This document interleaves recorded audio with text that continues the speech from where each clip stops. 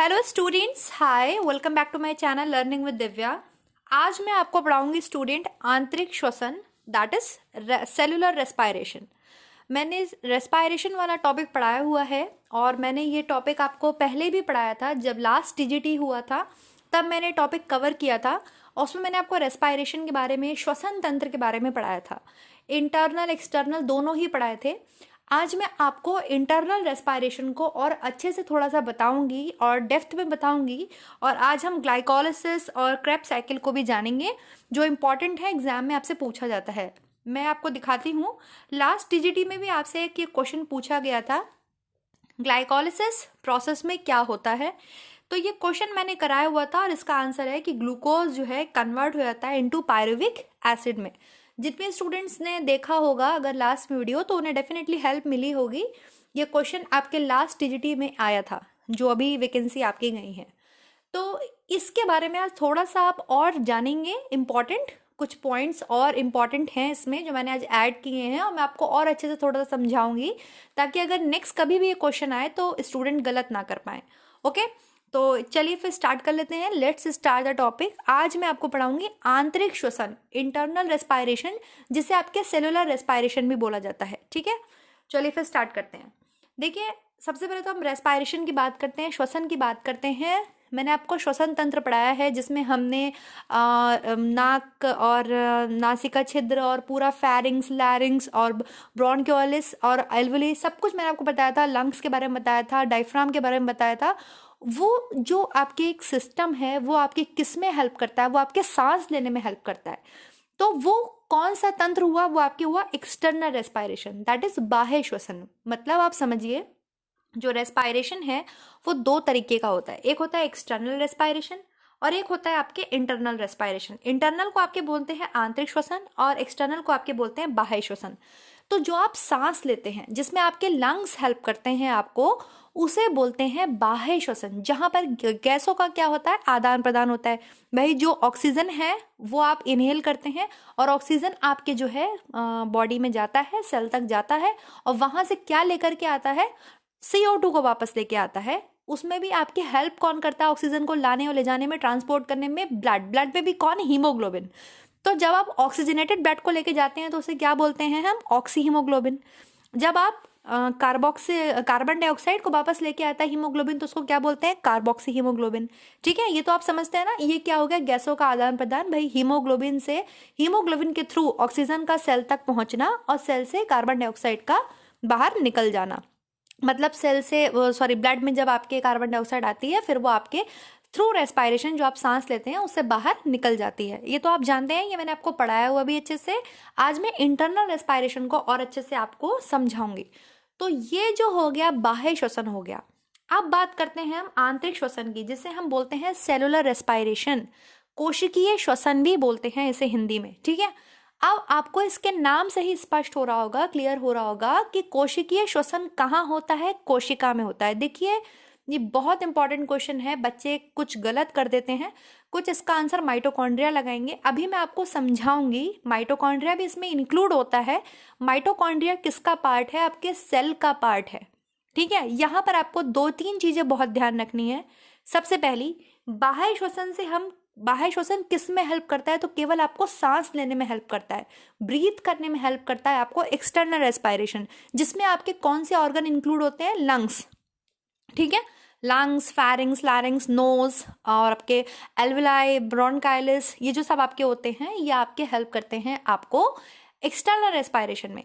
लेकिन जब हम इंटरनल रेस्पायरेशन की बात करते हैं, आंतरिक श्वसन की बात करते हैं, सेलुलर रेस्पायरेशन की बात करते हैं, तो ये कहाँ होता है? ये कोशिका में होता है, सेल में होता है। और ये किसके लिए होता है? ये ऊर्जा देने के लिए होता है। डिफरेंस आपको समझ में आया? इंटरनल रेस्पायरेशन, आंतरिक श्वसन, आपको ऊर्जा प्रदान करता है, एनर्जी प्रदान करता है, काम करने की क्षमता जिसे आप एनर्जी बोलते हैं, वो आपको कहाँ से मिलती है? वो आपको आंतरिक श्वसन से मिलती है। आप जो ब्रीथ करते हैं, सांस लेते हैं, ऑक्सीजन को अंदर लेते हैं, कार्बन डाइऑक्साइड को बाहर निकालते हैं, वो किसके थ्रू करते हैं? आप लंग्स के थ्रू करते हैं। और वो कौन सा श्वसन होता है? वो बाह्य श्वसन होता है। कौन सा श्वसन होता है? बाह्य श्वसन। आई होप ये जो बात है आपको ये क्लियर हुई होगी कि आंतरिक श्वसन क्या है और बाह्य श्वसन क्या है। आंतरिक श्वसन कहाँ होता है? कोशिका में होता है। किसके लिए होता है? ऊर्जा के लिए होता है। बाह्य श्वसन कहाँ होता है? लंग्स में होता है। किसके लिए होता है? सांस लेने के लिए होता है, ब्रीथ करने के लिए होता है, गैसों के आदान प्रदान के लिए होता है। इतनी बात क्लियर होगी, टॉपिक क्लियर हो गया आपको?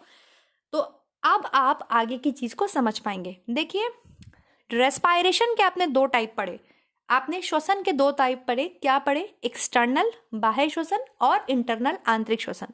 अब आप इंटरनल रेस्पायरेशन के भी टाइप्स पढ़ेंगे। इंटरनल रेस्पायरेशन फर्दर दो भाग में डिवाइडेड होता है। चलिए उसको पढ़ते हैं। देखिए, ये तो आपने रेस्पिरेटरी सिस्टम देखा जिसकी मैं बात कर रही हूँ। ये जो है ये आपको पूरा सिस्टम हेल्प करता है। किस में हेल्प करता है आपको? ये आपको सांस लेने में, ब्रीथ करने में, हवा ऑक्सीजन को इनहेल करने में, कार्बन डाइऑक्साइड को बॉडी से बाहर निकालने में हेल्प करता है। क्या? Respiratory system. इसको आप बोलेंगे ये जो पूरा सिस्टम हो गया ये आपके हो गया बाह्य श्वसन।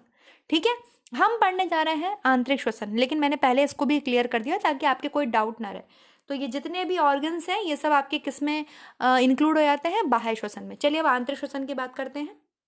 Internal respiration. इंटरनल रेस्पायरेशन जिसे आप आंतरिक श्वसन बोलते हैं, सेलुलर रेस्पायरेशन बोलते हैं, ये दो भाग में डिवाइडेड होता है, एनारोबिक और एरोबिक। एनारोबिक रेस्पायरेशन को आपके हिंदी में बोलते हैं अनाक्सी श्वसन। अब आपको नाम से बिल्कुल क्लियर हो रहा होगा, अनाक्सी मतलब यहाँ पर O2 की रिक्वायरमेंट नहीं होती है, ऑक्सीजन की रिक्वायरमेंट नहीं होती है। लेकिन एरोबिक रेस्पायरेशन का मतलब है ऑक्सीजन की यहाँ पर रिक्वायरमेंट होती है, तो O2 की यहाँ पर रिक्वायरमेंट होती है। आपको क्लियर हो रहा है? पहले हमने पढ़ा श्वसन के कितने प्रकार होते हैं, बाह्य श्वसन, आंतरिक श्वसन। बाह्य श्वसन अलग हो गया, वो किसके लिए हेल्प करता है? आपको सांस लेने में हेल्प करता है। कौन हेल्प करता है? लंग्स हेल्प करते हैं। आप क्या करते हैं? उससे गैसों का आदान प्रदान होता है, O2 को अंदर लेते हैं, CO2 को बाहर निकालते हैं। ठीक है, इतनी बात आपको समझ में आ गई। अब आप पढ़ रहे हैं आंतरिक श्वसन। आंतरिक श्वसन जो है वो फर्दर दो भाग में डिवाइडेड होता है, एनारोबिक और एरोबिक। एनारोबिक को आपके बोलते हैं अनाक्सी श्वसन। क्या बोलते हैं हिंदी में? अनॉक्सी श्वसन। अनॉक्सी मतलब इसमें ऑक्सीजन की जरूरत नहीं है, O2 की जरूरत नहीं है, तो ये आपके हो गया एनारोबिक रेस्पायरेशन मतलब अनॉक्सी श्वसन। लेकिन दूसरा इसका भाग होता है एरोबिक रेस्पायरेशन। दूसरा जो टाइप होता है वो क्या होता है? एरोबिक रेस्पायरेशन, मतलब इसमें ऑक्सीजन की जरूरत है। और ये दोनों ही जो है रेस्पायरेशंस ये आपको ह्यूमंस में ये दोनों होते हैं, और ये दोनों आपको हेल्प करते हैं एनर्जी जनरेट करने में, ऊर्जा को उत्पन्न करने में आपको ये ऊर्जा देते हैं। आंतरिक श्वसन से आपको क्या मिलती है? ऊर्जा मिलती है। दूसरा क्वेश्चन, आंतरिक श्वसन कहाँ होता है? तो सेल में होता है, कोशिका में होता है। समझ में आ रहा है आपको? चलिए अब आगे देखते हैं। देखिए, इतना समझ में आया आपको? एनारोबिक और एरोबिक रेस्पायरेशन समझ में आया। अब एनारोबिक रेस्पायरेशन जो होता है इसको आपके एनॉक्सी श्वसन बोलते हैं। ये आपके जीव द्रव्य में होता है। जीव द्रव्य क्या होता है पहले तो आप ये बताइए? जीव द्रव्य, साइटोप्लाज्म या कोशिका द्रव्य क्या होता है? तो जो सेल में, जो सेल के अंदर जो द्रव्य भरा होता है चिपचिपा, जिसमें सारे जो सेल के पार्ट्स जीवित रहते हैं, उसे हम कोशिका का द्रव्य या जीव द्रव्य या साइटोप्लाज्म बोलते हैं। दैट्स वाई सेल की जो स्टडी है वो साइटोलॉजी बोली जाती है। ये सब कुछ मैंने आपको बताया हुआ है। तो अनॉक्सी श्वसन कहाँ पर होता है? जीव द्रव्य में होता है, कोशिका द्रव्य में होता है, साइटोप्लाज्म में होता है। तीनों एक ही चीजें हैं। ठीक है, अब पहले हम एनारोबिक रेस्पायरेशन के बारे में ही पढ़ेंगे, अनॉक्सी श्वसन के बारे में ही पढ़ेंगे। चलिए इसको क्लियर कर लेते हैं। देखिए, ये क्या है? ये सेल है, दिखाई दे रहा है आपको? और सेल में ये जो ब्लू कलर का, जो लाइट ब्लू कलर का ये जो सब भरा हुआ है, ये सब क्या है? ये सब जीव द्रव्य है। ये जितना भी भरा हुआ है ये सब क्या है? ये जीव द्रव्य है। तो जीव द्रव्य में आपके क्या संपन्न होता है? एनारोबिक रेस्पायरेशन मतलब अनॉक्सी श्वसन। कैसे होता है इसके बारे में पढ़ेंगे। देखिए कैसे होता है, मैं एक प्लेन पेज पे आपको समझाती हूँ। एनारोबिक रेस्पायरेशन, ठीक है, ये आपके किस में कंप्लीट होता है? साइटोप्लाज्म में। साइटोप्लाज्म में। अब साइटोप्लाज्म में क्या होता है? कोशिका में क्या होता है? कोशिका द्रव्य में जो भी आप फूड कंज्यूम करते हैं, जो भी आप खाना कंज्यूम करते हैं, तो उससे जो भी आपके ग्लूकोज बनता है बॉडी के अंदर, जो भी आप फूड कंज्यूम करते हैं, जब ग्लूकोज बनता है बॉडी के अंदर, तो फूड के द्वारा लिया हुआ डाइजेशन के बाद जो आपकी बॉडी में ग्लूकोज बनता है, उससे आपको डायरेक्ट एनर्जी नहीं मिलती। उसका बहुत कुछ होता है, उसके बाद आपको एनर्जी मिलती है। वो ग्लूकोज जो होता है, जो आप फूड से कंज्यूम करते हैं, डाइजेशन के बाद जो ग्लूकोज आता है वो आपके साइटोप्लाज्म में आता है, कोशिका द्रव्य में आता है। ठीक है, ये कोशिका द्रव्य जो है आपको 4 एटीपी का निर्माण करता है। किसका निर्माण करता है? 4 एटीपी का निर्माण करता है। बॉडी के अंदर कोशिका द्रव्य 4 एटीपी का निर्माण करता है। एटीपी मतलब एडिनोसिन ट्राइफॉस्फेट। क्लियर है? ये 4 एटीपी क्या करते हैं? जो भी आपने ग्लूकोज लिया है, बॉडी में जो ग्लूकोज आया है आपकी बॉडी में, डाइजेशन के बाद उससे डायरेक्टली एनर्जी नहीं मिलती। मैं आपको बराबर समझा रही हूँ, वो डायरेक्टली हमारी बॉडी में यूज नहीं होता, उसका बहुत कुछ प्रोसेस होती है, उसके बाद वो हमारी बॉडी में यूज होता है। अब कैसे क्या प्रोसेस होती है, ठीक है? अब जो ग्लूकोज आपकी बॉडी में आया, जो साइटोप्लाज्म में आ गया है, उस ग्लूकोज का आप बताइए होगा क्या? सिंथेसिस होगा या लाइसिस होगा? आप उसको जोड़ेंगे या आप उसको तोड़ेंगे? सोचिए। आप फोटोसिंथेसिस होता है, प्रकाश संश्लेषण की प्रक्रिया होती है। उसमें क्या होता है? फूड प्रिपेयर होता है। हमारी बॉडी में यहाँ पर कौन सी प्रोसेस होगी? यहाँ पर हमारी बॉडी में प्रोसेस होगी ग्लाइकोलिसिस या ग्लाइकोलाइसिस, जिसे आप बोलते हैं। तो अब जो नेक्स्ट स्टेप होगा वो होगा आपके ग्लाइकोलाइसिस। ग्लाइकोलाइसिस का मतलब होता है ग्लूकोज का तोड़ना, ठीक है? ग्लूकोज को तोड़ना, लाइसिस मतलब तोड़ना। तो जो 4 एटीपी बने थे वो क्या करेंगे? ग्लाइकोलाइसिस करेंगे। 4 में से 2 एटीपी इस प्रोसेस में यूज हो जाएंगे, 2 एटीपी इस प्रोसेस में यूज हो जाएंगे। और ग्लाइकोलाइसिस करने पर जो प्रोसेस होगी वो ग्लूकोज किस में कन्वर्ट हो जाएगा? 2 पायरुविक एसिड में टूटता है। किस में टूटता है? आपके 2 पायरुविक एसिड में। देखिए मैं फिर से बताती हूँ आपको, फिर से समझिएगा। एनारोबिक रेस्पायरेशन, ठीक है? AR लिखा है, एनारोबिक है मतलब यहाँ पे O2 की जरूरत नहीं है। जब मैंने O2 को काट दिया, दैट इज एनारोबिक रेस्पायरेशन, अनॉक्सिक श्वसन।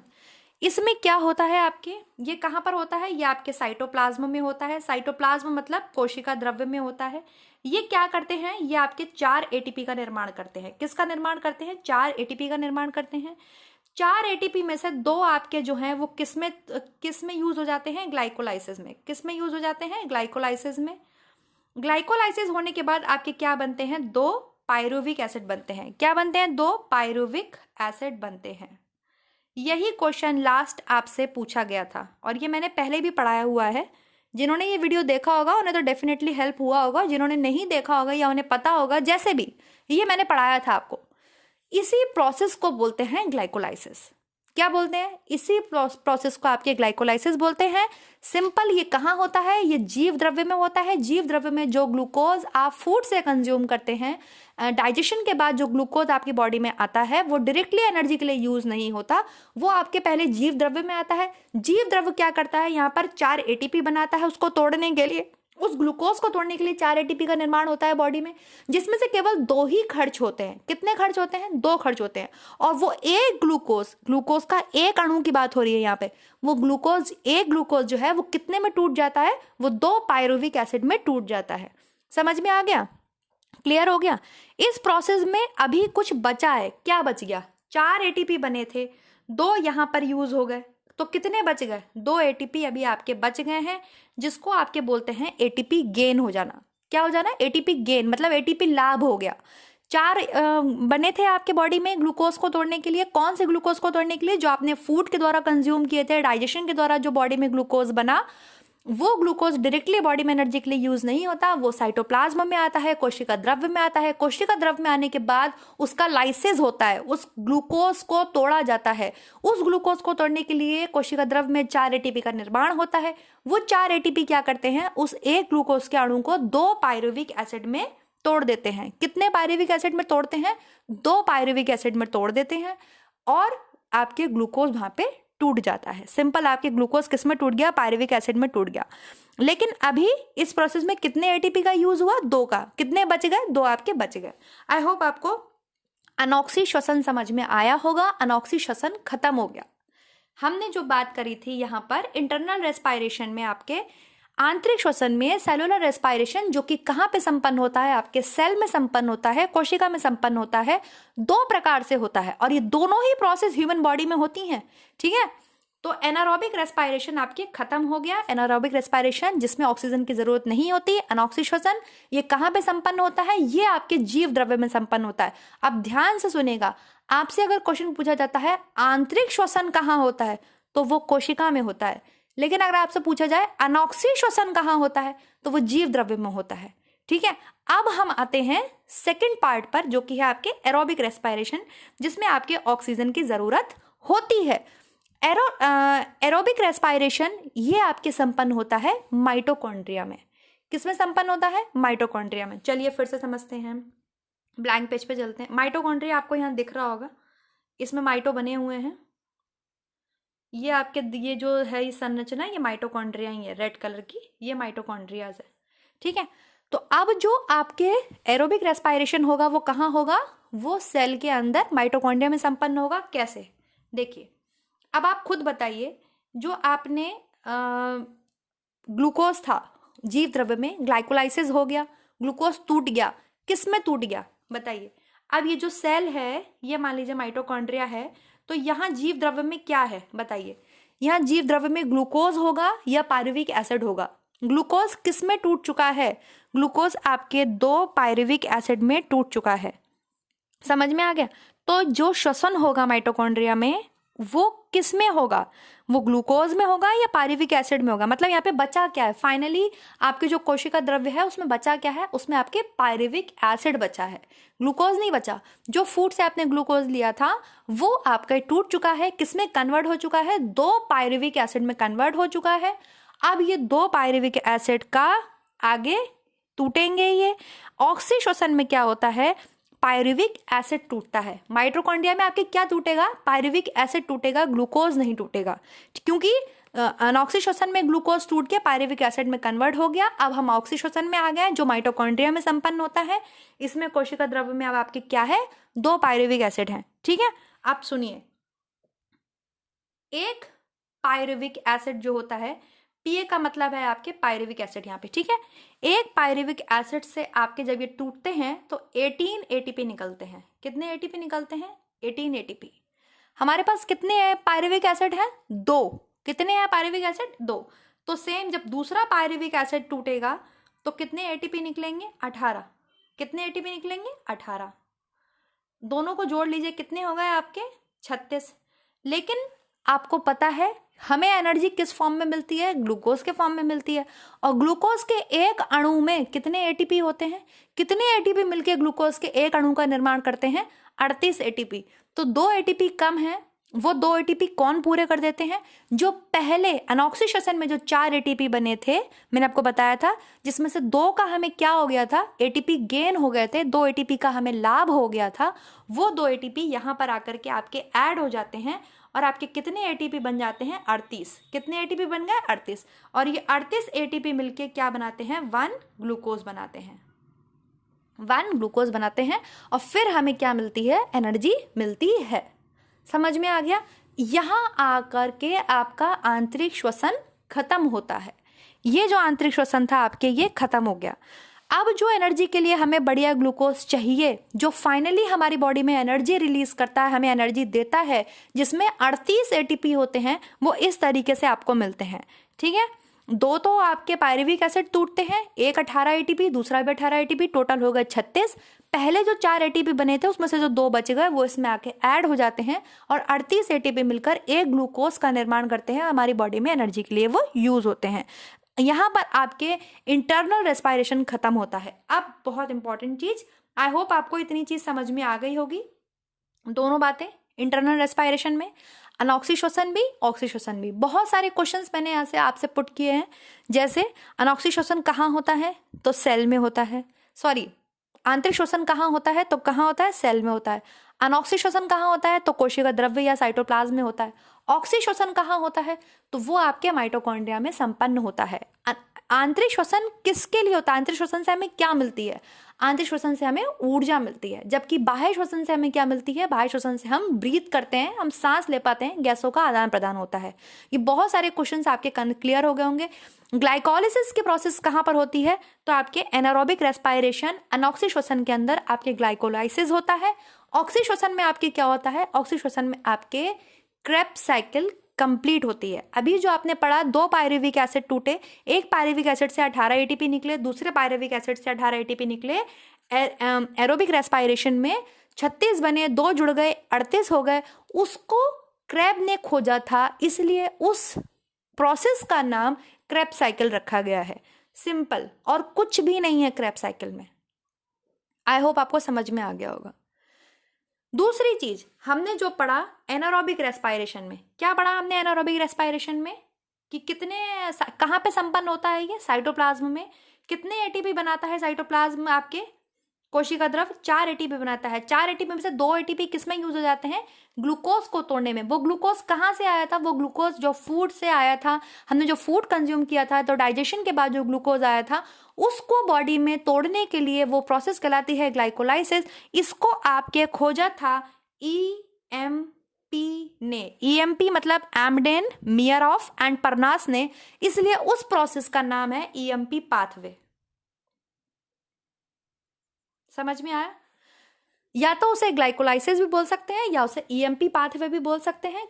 अनॉक्सी श्वसन के अंदर होने वाला श्वसन आपके ईएमपी पाथवे कहलाता है। ऑक्सी श्वसन के अंदर होने वाला श्वसन आपके क्रेब्स साइकिल कहलाता है। ठीक है, समझ में आ गया आपको? ये कुछ नई बातें थी, इंपॉर्टेंट बातें थी, एग्जाम पॉइंट ऑफ व्यू से इंपॉर्टेंट थी, इसलिए मैंने आपको बताया। आई होप आपको समझ में आ गया होगा स्टूडेंट। नहीं समझ में आया है दोबारा से वीडियो देखिएगा। मुझे ऐसा नहीं लगता कि मैंने आपका कोई भी डाउट छोड़ा हो, इतनी बार आपको रिवाइज करा दिया। मैं एक बार फिर से आपका रिविजन करा देती हूँ। जब हम आंतरिक श्वसन की बात करते हैं, इंटरनल रेस्पायरेशन की बात करते हैं, वो आपके कोशिका के अंदर संपन्न होता है। ये 2 प्रकार से होता है, अनॉक्सी और ऑक्सी। ठीक है, एनारोबिक और एरोबिक। एनारोबिक का मतलब आपके अंदर O2 की जरूरत नहीं है, एरोबिक में आपके O2 की जरूरत होती है। एनारोबिक रेस्पायरेशन कहाँ होता है? कोशिका में होता है। तो कोशिका के किसी भाग में होता है, तो किस भाग में होता है? ये आपके जीव द्रव्य में होता है, साइटोप्लाज्म में होता है, जिसकी वजह से कोशिका आपकी जिंदा रहती है। ठीक है, एरोबिक रेस्पायरेशन आपके माइटोकॉन्ड्रिया में होता है। कहाँ होता है? माइटोकॉन्ड्रिया में। साइटोप्लाज्म के अंदर आपके ग्लाइकोलिसिस की प्रोसेस संपन्न होती है, उसको आपके ईएमपी, एम्डेन, मियरहॉफ और परनास ने खोजा था, इसलिए उस प्रोसेस को ईएमपी पाथवे बोलते हैं। माइटोकॉन्ड्रिया के अंदर संपन्न होने वाले श्वसन को आपके क्रेब ने खोजा था, दैट्स वाई इसको क्रेब साइकिल बोलते हैं। साइटोप्लाज्म में क्या होता है? 4 एटीपी का निर्माण होता है, जिसमें से 2 क्या करते हैं? उस ग्लूकोज को तोड़ने में खर्च हो जाते हैं। एक ग्लूकोज को तोड़ने पर कितने आपके पायरुविक एसिड बनते हैं? 2 पायरुविक एसिड बनते हैं। 4 एटीपी बने थे, जिसमें से 2 हमारे बच जाते हैं, 2 का हमें लाभ हो जाता है। माइटोकॉन्ड्रिया में अब हम माइटोकॉन्ड्रिया में क्या टूटेगा? ग्लूकोज की पायरुविक एसिड टूटेगा, क्योंकि ग्लूकोज तो टूट चुका है, कन्वर्ट हो चुका है पायरुविक एसिड में। वो 2 पायरुविक एसिड फिर टूटते हैं, जिसमें से एक पायरुविक एसिड से 18 एटीपी बनते हैं, दूसरे को तोड़ने पर भी 18 एटीपी बनते हैं, टोटल 36 बनते हैं। ग्लूकोज का एक अणु बनाने के लिए हमें 38 एटीपी की जरूरत होती है, तो जो 2 बच गए थे वो 2 उसमें ऐड हो जाते हैं, 38 एटीपी का निर्माण हो जाता है और ग्लूकोज हमारी बॉडी में बन जाता है। ग्लूकोज का एक अणु बन जाता है, जिससे हमें ऊर्जा मिलती है। यहाँ पर आपके आंतरिक श्वसन खत्म होता है, उसको क्रेब ने खो जाता है, इसलिए जो आपके एरोबिक रेस्पायरेशन है वो आपके क्रेब साइकिल कहलाता है।